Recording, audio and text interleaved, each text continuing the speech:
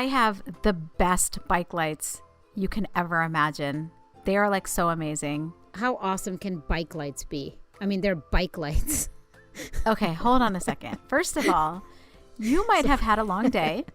It's hot outside and you're thinking, I don't want to go bike riding. I don't like bikes. It's too hot outside. It's boring. By the way, these are actual comments that my kids make to me every time I suggest let's go bike riding. And then what ends up happening though, cue the bike lights. Okay. Which I got by accident, but this is like one of those happy accidents. Like baby number 3. I'm just kidding. Yes, exactly like that. This is like puppy number 2, a happy accident. So I got these bike lights and I basically was like, we've been riding in the evening because it's so hot. And then with quarantine, like can't really get out and do a lot of activities. And like how much can you play football or play with the Frisbee and stuff? Oh, that's right. You guys are quarantined again, right? We are. Texas is like in such a hot spot. And so biking in the evening in an open area near our house that's paved is something we've been doing. So after the sun goes down, whatever complaints the kids have, I turn on the bike lights and these lights are awesome. It's like a disco. And then I play music and on my cell phone and put it in my pocket and it is like a party. They're like a disco? I'm gonna upload a video of it. They are so amazing. So you guys start a dance party right in the middle of the road? Yes, exactly. Not in the middle of the road, in the middle of this big empty parking lot. So it's completely safe. All right, safety first, right? Exactly. And then on top of that, one evening we got together and we were up there with some other friends. Like, you're all biking and you're social distance, so it's pretty far. But Hudgun had the brilliant idea of taking bubbles, bubble wands. The big long ones. Yeah. And she would dip it in, pull it out, and then have me hold the bottom part, and then she would bike the rest. And all the bubbles come out so efficiently, and everyone around, like people, it's a huge field, right? So it's nice and cooling too in hot weather. Yeah, and it's a real party. Yeah, and you see all the bubbles. Yeah, it's like a dance club. And all the kids were like so happy, but everyone's on their bike, so they can't get off. And they're like, "This is so cool." And I was like, you're welcome, world. Wow, I take back my sarcasm before. That sounds actually a lot of fun. Really, it does. I want to get these lights. Can you send us a link? I'll send you the link. But let me ask you this, Lisa. Until the stay home, stay safe escapade of 2020, did anyone put that much thought into bike lights? I didn't put any thought until right now. So the answer, no. But I know what you mean. I know what you mean. We're thinking about things a lot more, just these little things that we never thought about before. So, like I have my social distancing snacks and I bought little like little tray things or like little things that you put them in, like compartments to organize them, and that got me really excited. That's it. And it's so funny that you would bring up snacks of all things. That's something that I've been thinking about. During the school year, when the kids are going to school, I have some snacks that are just for lunches, like little single serving yogurts or single serving snack packs. And my rule has always been that those things are just for lunch. Like you're not going to open up one of those little Horizon chocolate milk things when you're home. You just take chocolate Hershey syrup, take milk, mix it together. It takes 2 minutes, and then mix it and then drink it if you want chocolate milk. Yeah, I'm like, it's unnecessary packaging. It's a little more expensive. And to me, it's the principle that those are the conveniences when you're at school and we're not going to just use them all the time. Like, Oh, wow. I should learn from you because we totally still do the exact same thing. I haven't budged at all. I'm like, at school, you had peanut butter and jelly every day, and that's what you're going to have at home. I'm not changing. Here. Oh, really? Yeah. No, but peanut butter and jelly you're actually making. I'm talking about packaged stuff, like packaged things. Oh, I do that too. No. I haven't changed. No. Yeah. Like every day around 11, go downstairs, go get yourself a snack. And it's from the same snack like compartment, that I use for school. So no, I haven't. Oh, but that's so what I'm saying. You're teaching me because you're right. I'm saying you're right. I'm just lazy. Aw. Well, I was going to, okay, well, before you emulate me and praise me too much, a couple days ago, Amrit came down and he was holding like a little Chobani yogurt thing. And those Chobani yogurts, they are obviously individual servings also. they're a little bit bigger, and I usually don't send them, for school. But he's like, "Can I eat this?" And I was like, "Yeah, that's cool." And he was like, "Oh, really? We can eat snacks?" And I was like, thinking about it, and I was like, "Oh, I forgot about the rule." Yeah. And then I was thinking like, "Oh, what items do we need to be flexible on, and what items do we not need to be flexible on?" Not in front of him, like he had his yogurt, he moved on. But in my mind, I was just kind of thinking, as parents, we're starting to reevaluate so many decisions. I'm calling it guilt parenting. Yes. Because I've started doing guilt parenting. I'm like, wow, this is basically doing something or giving permission to do something that you never, ever, ever would have done had this pandemic not happened. Guilt parenting. Exactly. Yep. And it has to do with screen time. It has to do with time that you're on the TV, time that you're talking to friends or FaceTiming with friends. Yeah, exactly. How much sugar you eat. It's a thing, I'm sure. I know people can relate. I think all of us, like, our standards have gone down. We're like, we just want to survive our days. On some things, the standards have gone down. And then on other things, like getting out of the house, this is probably a hot button for me. They say like every decision that we make as a parent is more about our own experience. But for me, I am so like, I don't care what happens. You have to leave the house physically and go in the front yard or backyard every day and just get outside. Hold on. Speaking of guilt parenting, I have a kid here. Hey, what's up, kid? What are you doing? I asked you to go downstairs and watch TV, remember? Well, karate class. Okay, it's over. Remember I said after class, just go downstairs and keep watching Moana. Because who needs homework when you have Moana? All right, baby? All right. All right, I love you. Can you go down, please? Yeah. Okay. Thank you. Can you close the door? Thanks, babe. Did she say probably? I love you. Love you too. Okay. Guilt parenting. Perfect example. I love you as you're shutting the door. She's probably not going to leave. She's probably going to sit here and just listen. Anyway. But yeah, it is a thing. No, it's totally a thing. And I've been doing it like I've been guilt parenting in some ways and letting them be doing things that normally I would have like limits for, screen time, whatever it is. And then other things I've been pushing them on a lot more. Like during the year, I normally wouldn't push them to have physical activity because they have physical activity at school and with activities. You make them go outside, right? You were saying that before Ali came in, right? Yeah. Mm-hmm. Yeah. I make them go outside. And last night I started this new thing where I'm like, I yell the 3 kids' names and I'm like, hey, whoever wants one-on-one mom time, come outside while I water the plants and water the garden. You can spend time with me. And no one showed up. No, I'm just kidding. No.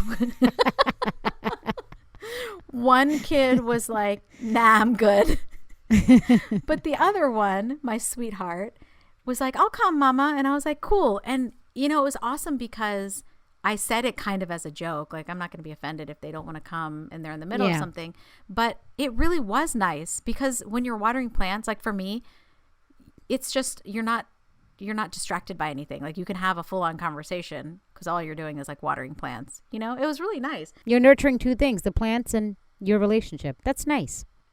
Yeah, so sweet. Yes, to hear you put it that way is awesome. Yeah, what are you guys doing now for next year? What's your county doing for school? Have they given you guys anything? Yeah, great question. Example of a big decision that we have to make. God, huge. Unlike the small decisions that we have to make every day. Yeah. Our governor provided a little bit of insight into what the schools will have to do for next year. And it's very, very specific, while also being extremely vague. So there has to be some type of temperature checking and masks must be worn. But there's no other guidance. And a lot of my friends who are educators or with administrators within the school system are like, great, basically you're on your own. And they're like, we don't have the expertise to make those decisions. This whole thing, ever since, at least for Virginia, the stay-at-home order was lifted, I feel more isolated just because I feel like everyone's doing it. Like first I felt like we were all in it together in the sense that we were all isolated together. And now I feel like, oh wow, we're like all man for himself. And that feels isolating. Yeah, I totally agree with that. And I think from the perspective of like the isolation, it's not just the physical isolation, but also the lack of guidance and the lack of balancing the advice between like the education view, the mental health view, the physical health view. They're not doing that. And You know, you and I have talked previously about journalism, and like good reporting shows a weighted and balanced argument, right? And here's an example of where we need all of those facets. Like, obviously it's important for my kid to learn. I'm not going to be like, oh, education, it's not important, but their mental health is also important and their physical health is also important. And no one's really addressing that. And we were never, ever supposed to be using this much judgment. Like, this is why we elect representatives. This is why we have these officials. They're supposed to be thinking about this. And I understand it's very complicated, but I feel like it could be a lot better. Like you said, you just touched on everything. It's not just education, it's our mental health. So let's talk about a couple things. And I have an analogy that I use sometimes when, you know, I work in a highly regulated industry. Yeah. And sometimes people will make comments to me about regulation. Yeah. And being that I'm in the South and there are a lot of regulation people, government overreach. Yeah, well, anti-government overreach sentiments, right? Mm-hmm. Or deregulating discussions. Here's something I'll say. Like, when I, with my kids, want to get ice cream from an ice cream truck or go to a food truck, let's make it fancier and bougier than an ice cream truck. If I want to go to a food truck and order food, I can like get in my car, drive to that food truck, pull over, park my car, you know, and order food and then eat it. And not be worried about what's happening to me or my family while I'm on the road in the car, and not be worried about getting sick and, you know, like falling ill or even dying as a process of that. And that's all because of laws and regulations. There are laws for how we drive and, you know, all of that. And so for me, I feel like that level of comfort comes because of the power that we give certain bodies to provide feedback and to provide input into some basic things. And to me, school is very much a basic right for each of our children. And I don't feel like they're giving us that framework to really think about what the risks are. But maybe we should talk about them, like talk about some of the risks and what might be on people's minds. So for you guys, though, in Texas, they are, as of right now, everyone is going to go back to school. Schools are going to reopen in the fall. Is that what the status quo is there? They have not actually said that exact statement yet. Okay. All right. So they're still like trying to figure out, like they're probably doing questionnaires trying to see where all the parents are at and stuff like that, right? I don't believe there's been any questionnaires. I haven't gotten one. I think it's more about determining with the state and the education board how they're going to facilitate that process. Okay.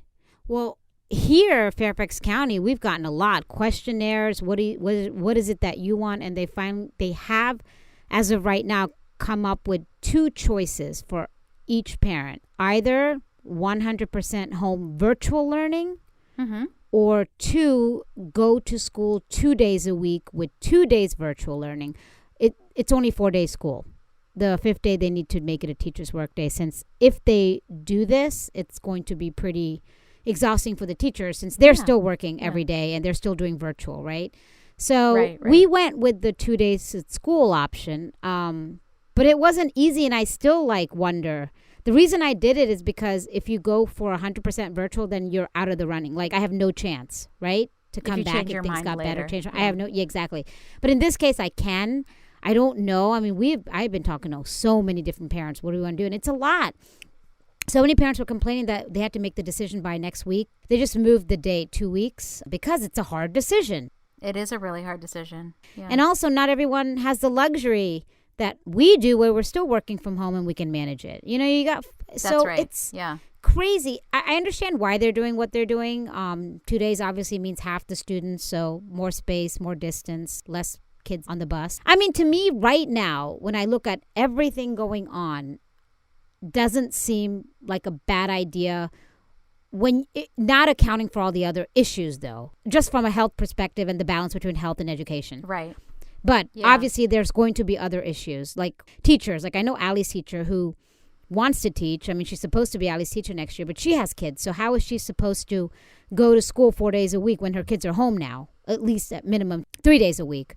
Yeah, exactly. That's what I was going to say. I mean, the problem that I see with having parents decide is that you have to really implement the program holistically, or else it doesn't work. Because if some children are home and some people opt for virtual school and it's not 100% either way, then you have parents who are essential workers that can't have their children home, right? What do? And then you also have teachers who are now essentially essential workers, right? And what do? And then you have the other mix, like in Texas, the majority of parents that have reported, like Texas is a huge state and they don't get a lot of feedback from the parents, partially because they don't ask, but also because participation is a little bit low. The majority of folks don't have the ability to work from home. So it's not even a viable solution. And the thing that they're hypothesizing in some of the poorer school districts is that without that federal funding, when a child physically shows up to school, how do you count attendance? How do you get that money? And then if parents opt to keep their children home, if that's one of the options, and a lot of parents elect that option, how will they have the funding to even have the teachers on staff? Yeah, they won't get... Because you won't have enough money.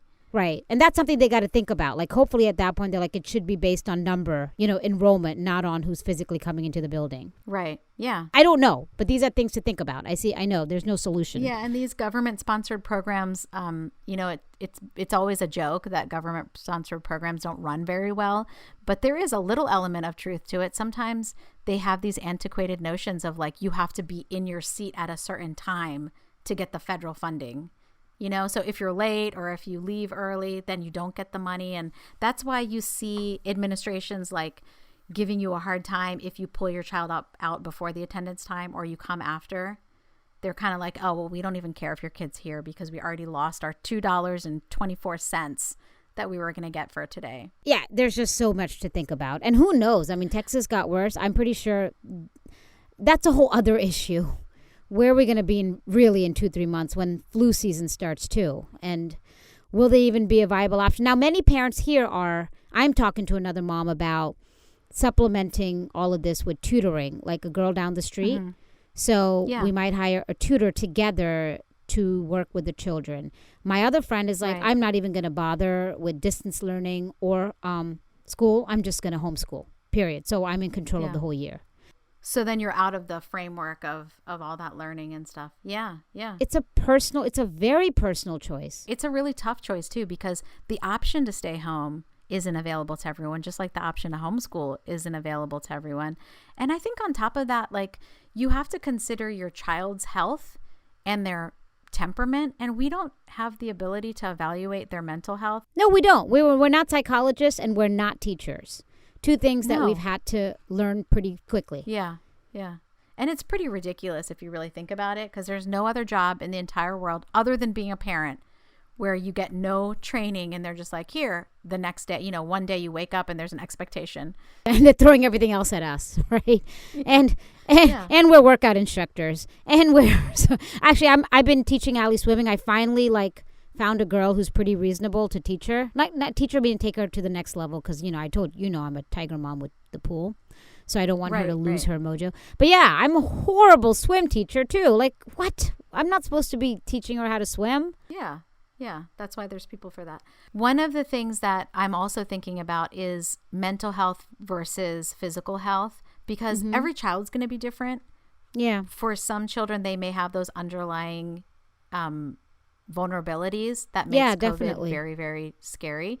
But for others, the mental part may be more of an issue. And we talked about this last time. Like, I have one child who absolutely needs to go and needs to see their friends.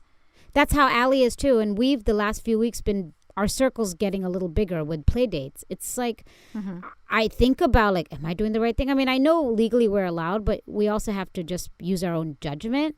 But right now my judgment says psychologically it's affecting her. She needs people. She needs friends. She needs that. I mean, how long can I keep her away from her friends?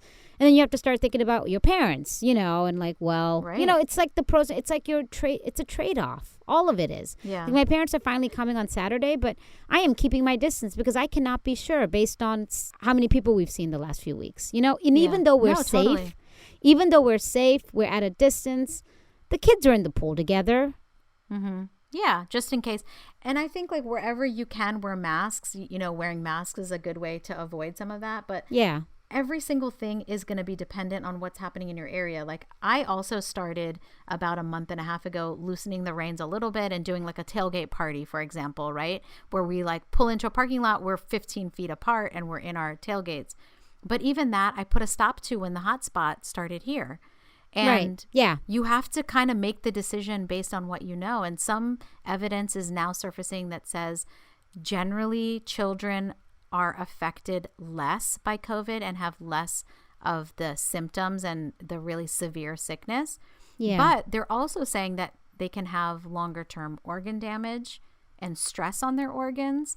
So I'm like, you know, if I sleep better at night, erring on the side of caution, that's what I'm going to do. If somebody else sleeps better at night, knowing that their kid got that interaction in whatever way is like a safe way, then that's what they've got to do. Like, it's really hard to know. Yeah, and then you're being careful too. Like, you're not being reckless. Like, literally, I just texted my friend a few hours ago saying, hey, I just want you to know we're considering sending Allie to camp in a few weeks. I feel like I should tell you because I want you to be able to make the decision as far as if you want to continue these play dates. And if not, I totally get it. You know, like you have to, you have to do that too. Whatever decision you make affects the next person, the person after. Literally, that's the whole spread. Lisa, do you remember when we were in college, if you like were talking to someone or like, you know, if guy asked you for your number or something and you happen to see like the passenger side seat or floor of their car and it was like filled with junk, we'd be like, ew, gross. No way. I'm not talking to you. You know, or if you went over to a friend's dorm and found out that like maybe they sat next to you in class all year and you have no idea, like you don't know what anybody's like. And then you find out somehow that you go to their dorm and you find out like they're a hot mess and they're just like a slob. You're like, whoa, wait a minute. You know, I feel like we're doing that now with everyone we meet. We're just like, okay, what's my judgment call on how careful they are? Yeah, exactly. Or you're asking for the disclosure, like, now I am going to remove my mask while I'm 20 feet away from you so I can answer the phone and then I'll put it back on though, you know? Yeah, it is funny too. Lots of funny videos out of this too. Yeah, all of the mask discussion and the new social distancing discussion has been like such a topic, and we're evaluating everything in a completely different way. But in getting back to the topic of sending the kids to school, I don't know the answer. I can't even say like I'm leaning in one way or the other. I'm not at all.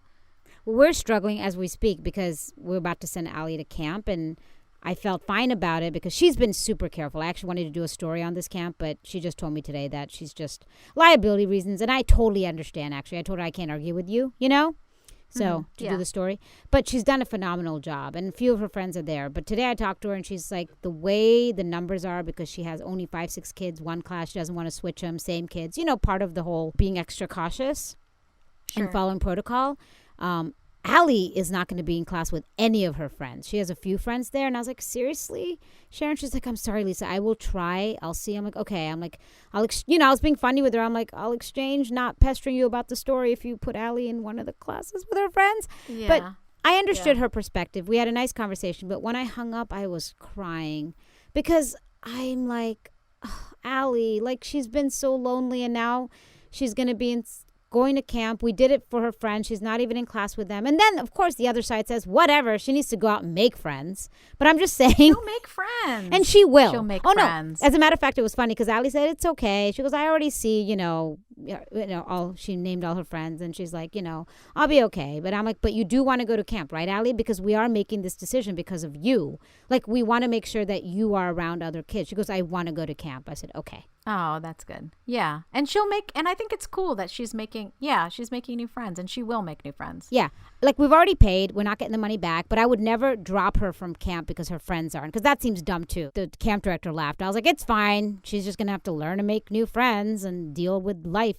It's all about that balance too. And I think like you saying it to the camp director and letting her know that you tried to like get her to switch, but it didn't work out. It kind of tells her like, you don't need to worry about it or feel bad about it, because I already felt bad and tried, but we explored that avenue and it doesn't work out. And you never know, like maybe she'll come back with like brand new friends. That's true. Allie actually, I could see she was just grateful for my tears. Like, oh my God, my mommy cares. And that's it. And she's like, I'm good. Like that was that. Yeah, I didn't even think about that. Yeah. Yeah, I think that stuff like that really helps. And I asked my kids, what would you do if you had the choice to go back? And or stay home. And 2 of them were like, I'd stay at virtual school because it's easier. And then my oldest one was like, oh, I'm definitely going back. Like, I'm never going to complain about school ever again. Like, I miss it so much. I was like, there's so many, I told them, I was like, there's so many factors to keep in mind, and it's hard to make the decision, but we're going to have the conversation with you guys once we know what the options are. Yeah, that's the best we can do. And then they also know our vulnerabilities. Like, we can't do everything, and that's it. They need to, oh gosh, that is one thing. Forget about guilt parenting only. Also, like, wow, my mom is not perfect. Wow, she doesn't have any answers. Wow. Yeah, and having that like moment where your child's like, oh wow, my mom or dad, who I thought was perfect and knew everything, doesn't know. And then they watch us to like figure out how we learn. And yeah, so that's true. I like that my kids see us on the phone, or they see me and you talking, and we're like, what are you going to do? What are we going to do next? Like, how will you make this decision? And they're going to learn all of the things that we do, which is Googling things, reading scientific papers, talking to our friends. Like, it's a whole list, right? Yeah, and it's true. They have seen like a much deeper, like they've seen us vulnerable. I think you and I pretty much keep it real. But this is like a vulnerability, like we have no solution and we're just in this. And it's a storm and we just got to ride it out. It's a different type of vulnerability. Like it honestly absolutely is. Don't know. She's like, when is coronavirus going to be over, Mommy? I don't know. Isn't it getting better? I'm like, right now it is. It could get worse. I'm sorry. That's it. Like, she knows I'm not going to pretend to her. But no, it's a different it's a different level of vulnerability. So it is, and it's something like we never really saw in our parents. And even from the Desi standard of being Punjabi, our parents were like, have their discussion in private. We didn't even see the discussion, right? For them, it was just like, this is my answer and it's final. And yep, it's like, exactly. Okay. How did you get to that? Like, share your methodology, please. Okay, maybe we didn't ask those things, but we a lot of it is learning is by observation. Whatever, dude. I could see you asking that at the age of 3. Are you kidding? Are you kidding me? I was so scared of my I'm mom sorry, and dad. 3.5. I'm still scared of them. You were a really good kid. Oh my God. You were kid, I met you when you were like 20, but it seems like a kid now. Yeah. But you were so good. I remember just like, wow, you wore this, like the suit your mom asked you to wear. Anyway, I'm going on a tangent, but you were just a good kid.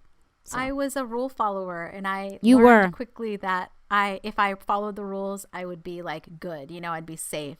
And now in 2020, we know that it's not about following the rules. It's about understanding the process and making sure that the process and the system works for everyone, right? Yes, and you know why? Because hindsight's 2020. Yes, beautiful. Bottom was saying recently, like 2020, he was like in June, like, oh my gosh, what the heck? What's going to happen next? The murder hornets and the Saharan dust and like, who had this on the bingo chart? And then he was like, I actually feel like so much hope for the future that it makes me feel like happy. Like, okay, this all happened, but we all had to sacrifice as a collective in order to get to the next moment. Well, I thought that was really nice. That's a really nice way of looking at it. Yeah, I like that. And I think changing that perspective is important for us as we start to evaluate the decisions of what the fall looks like for us as families and for our children as students. And to our listeners, we'd love to know, what are you going to do? Should you stay at home, or are you going to let them go to school? Send us your messages. We love to see your comments, and the feedback has been awesome. So keep the feedback coming. And as always, thanks for listening.